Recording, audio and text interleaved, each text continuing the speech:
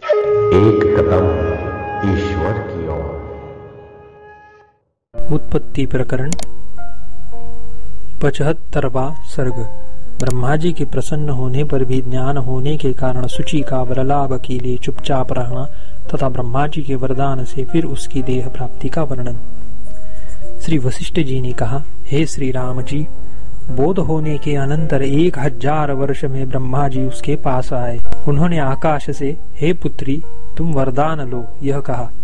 सूची केवल जीव कला मात्र से युक्त थी, उसमें कर्मेंद्रिया कोई थी नहीं, इसीलिए उसने ब्रह्मा जी से कुछ भी नहीं कहा, केवल अपने मन में विचार करती थी। मैं पूर्ण हो गई हूँ, मेरे सब संदेह कट गए हैं, मैं वर से क्या करूँ, मैं शांत हूँ, परम निर्वाण को प्राप्त हो गई हूँ, मुझे अब अन्य वरदान से क्या प्रयोजन है। जैसे मैं यहाँ पर स्थित हूँ वैसे ही परमार्थ रूपा मैं स्थित रहूं।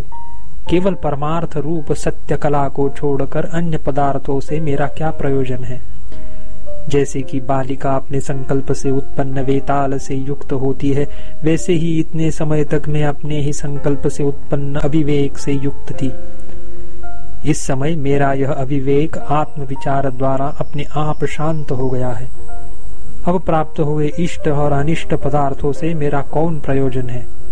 इस प्रकार के निश्चय से युक्त कर्मेंद्रियों से रहित सूची को चुपचाप अवस्थित देखकर कर्मफल की अवश्यंभाविता का नियमन करने वाले ईश्वर संकल्प से युक्त भगवान ब्रह्मा जी खड़े रहे। प्रसन्न हुए ब्रह्मा जी ने उस विरक्त सूची से फिर यह कहा, हे पुत्री, तुम वरदान लो। कुछ समय तक भूतल में विविध भोगों का अनुभव कर तदनंतर तुम परम पद को प्राप्त होवोगी। जिस नियति के स्वरूप का हम लोगों से भी परिवर्तन नहीं हो सकता, उस तुम्हारे लिए यही निश्चय है। फले हुए इस तप से तुम्हारा संकल्प सफल हो, फिर तुम स्थूल शरीर होकर इस पर्वत में हिमालय वन की राक्षसी होवो। जैसे पहले बीज के अंदर रहने वाली वृक्षत्व जाति महद वृक्ष स्वरूप व्यक्ति से वियुक्त रहती है, वैसे ही मेघ के समान आकार वाले जिस शरीर से तुम पहले वियुक्त हुई हो, हे पुत्री, जैसे अंकुर स्थिति जल के सिंचन से लता रूप में परिणत हो जाती है, वैसे ही अंतर बीज रूपिणी तुम फिर उस शरीर से युक्त हो जाओगी। जल शून्य होने के कारण शुभ्र स्पंद रहित शरत काल की मेघ मंडली के समान ज्ञानी होने के कारण तुम लोक में किसी को पीड़ा नहीं पहुंचाओगी। सदा ध्यान में मग्न रहने वाली तुम जब कभी लीलावश निर्विकल्प समाधि से व्युत्थित होगी, तब न्याय से भूतों की बाधा करोगी, यानी प्राणियों को दुख दोगी।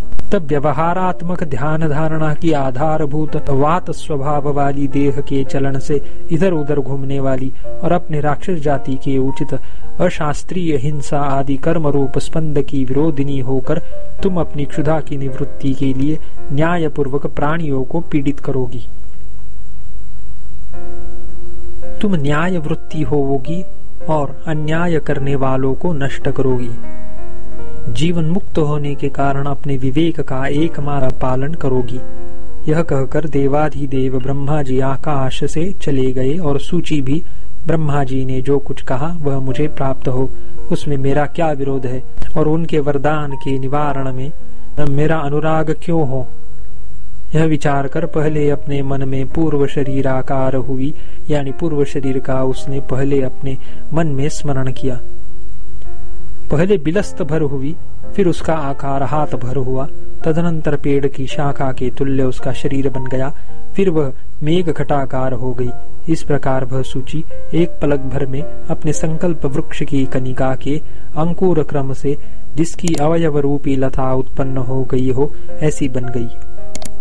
उसके शरीर से अविकल शक्ति संपन्न तत्त अंग, इंद्रियों के गोलक, ज्ञानेन्द्रिय और कर्मेंद्रिया, जो पहले तिरोहित बीज समूह रूप थी, संकल्प वृक्षों के वन में वन के फूलों की नाई चारों ओर से भली भांति उत्पन्न हुई।